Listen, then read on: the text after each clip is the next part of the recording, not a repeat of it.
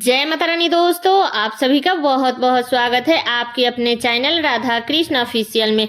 उम्मीद करती हूँ आप लोग बहुत अच्छे होंगे। तो ये बताने के लिए कमेंट बॉक्स में जय श्री विष्णु जरूर लिखिएगा। तो चलिए दोस्तों, आज हम इस वीडियो में कार्तिक पूर्णिमा की कथा सुनेंगे।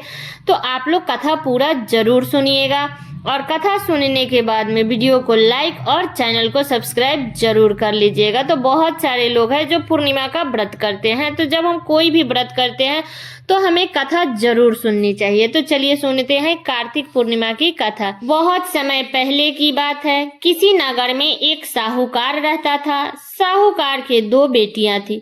दोनों बेटियां पूर्णिमा का व्रत रखती थी, लेकिन छोटी बेटी उस व्रत को हमेशा अधूरा रख देती थी और मन लगा करके पूजा पाठ भी नहीं करती थी।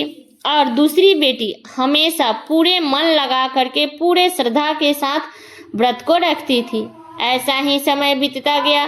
कुछ समय बाद साहूकार की दोनों बेटियों का विवाह हो गया। विवाह के बाद बड़ी बेटी, जो कि पूरी आस्था के साथ व्रत रखा करती थी, उसने बहुत ही सुंदर और स्वस्थ संतान को जन्म दिया। जो कि छोटी बेटी थी, जो पूर्णिमा का व्रत हमेशा अधूरा छोड़ देती थी, उसका संतान तो होता था लेकिन वह मृत्यु को प्राप्त हो जाता था। वह काफी परेशान रहने लगी। उसके साथ साथ उसके पति तथा उसके ससुराल वाले भी परेशान रहने लगे। उन लोगों ने ब्राह्मण को बुलाकर उसकी कुंडली दिखवाई और जानना चाहते थे कि उसके साथ ऐसा क्यों हो रहा है। तब कुंडली देखकर ब्राह्मण ने बताया कि इसने पूर्णिमा का अधूरा व्रत किया है, इसीलिए इसके साथ ऐसा हो रहा है। तब साहूकार की छोटी बेटी ने ब्राह्मण से पूर्णिमा व्रत की विधि पूछी। तब उसके पूछने पर ब्राह्मण ने उसको व्रत की विधि बताई और उसको पूर्णिमा का व्रत रखने का सुझाव दिया। इस बार वह विधि पूर्वक पूर्णिमा का व्रत तो रखा, लेकिन इस बार संतान जन्म के पश्चात कुछ दिन ही जीवित रहे।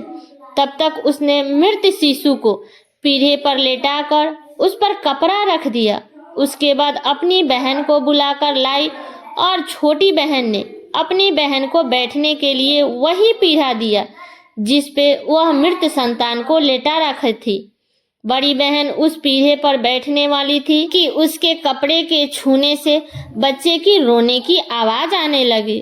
उसकी बड़ी बहन को बड़ा आश्चर्य हुआ। तब उसने अपनी छोटी बहन से कहा कि तू अपने संतान को मारने का दोष मुझ पर लगाना चाहती है? अगर इसे कुछ हो जाता तो क्या होता?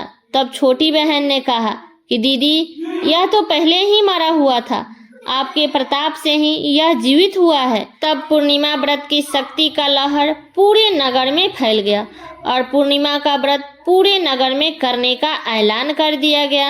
अब बड़ी बहन के साथ साथ छोटी बहन भी पूर्णिमा का व्रत विधि पूर्वक करने लगी और छोटी बहन को भी संतान सुख मिल गया और सब लोग सुखी पूर्वक रहने लगे। तो ये है कार्तिक पूर्णिमा की कथा। तो कैसी लगी ये कथा आप लोग कमेंट करके जरूर बताइएगा।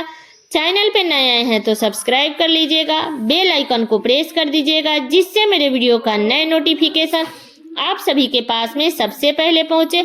और वीडियो को लाइक कर दीजिएगा, क्योंकि आपके एक लाइक से मुझे बहुत ही मोटिवेट मिलता है। तो वीडियो को लाइक कर दीजिएगा और वीडियो को शेयर कर दीजिएगा, ताकि हर कोई कार्तिक पूर्णिमा की कथा को सुन सके। तो चलिए दोस्तों, मिलती हूँ अगले वीडियो में किसी नए वीडियो के साथ में। तब तक के लिए नमस्कार।